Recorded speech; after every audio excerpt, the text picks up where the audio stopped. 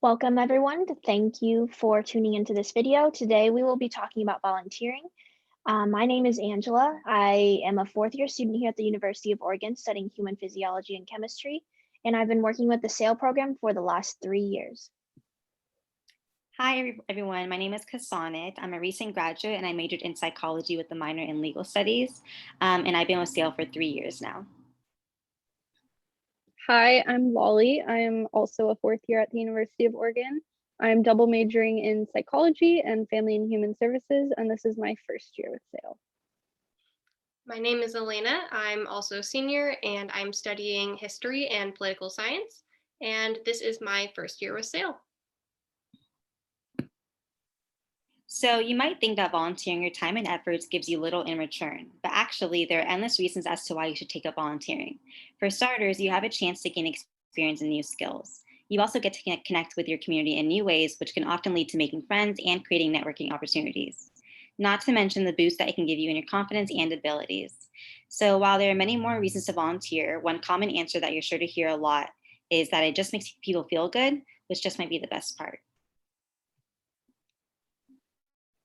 So here are some reasons why you should volunteer from a college perspective. It shows colleges that you have a well-rounded lifestyle. It displays initiative and responsibility. It predicts that you are likely to participate in college activities, which colleges love to see.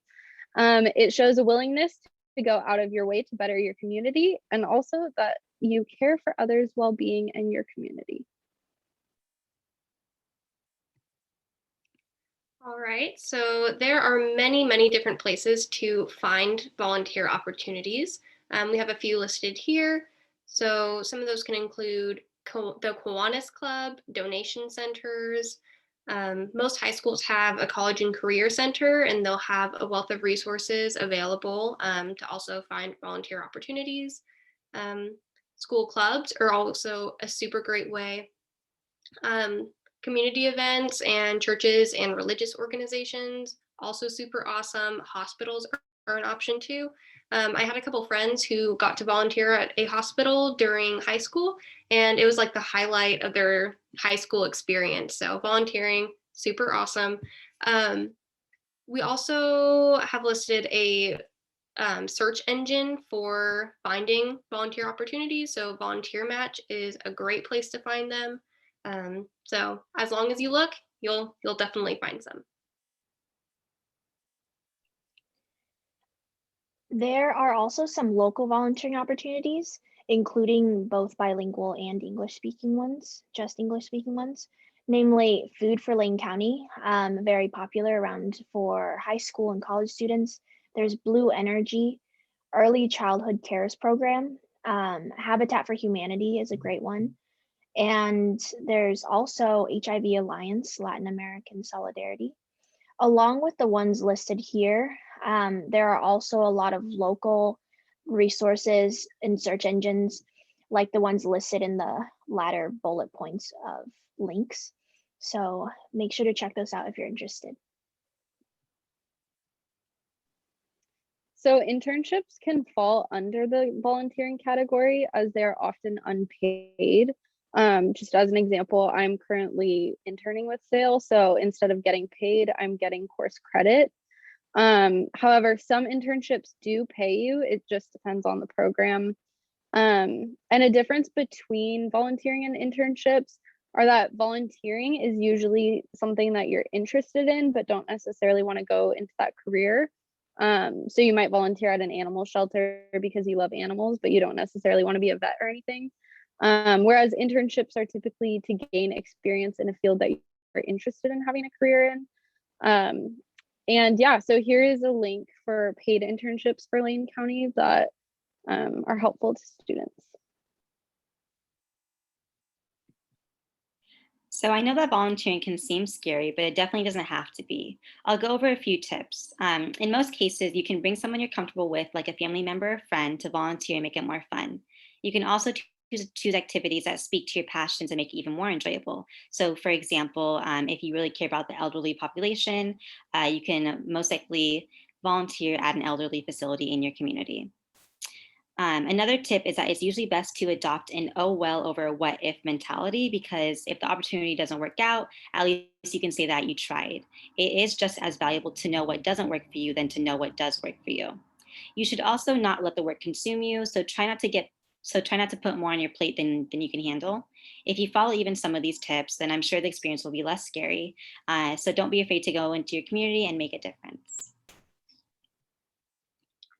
All right, so it's also important to keep a log tracking your volunteer hours.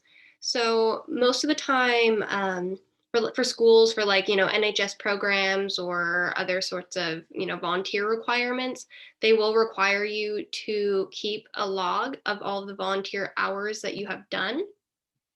So it's also really important to keep separate logs for different organizations that you volunteer for. It just makes record keeping way, way easier.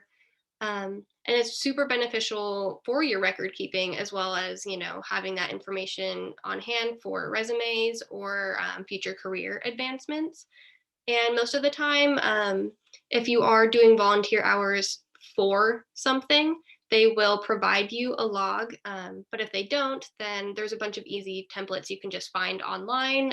There's one here.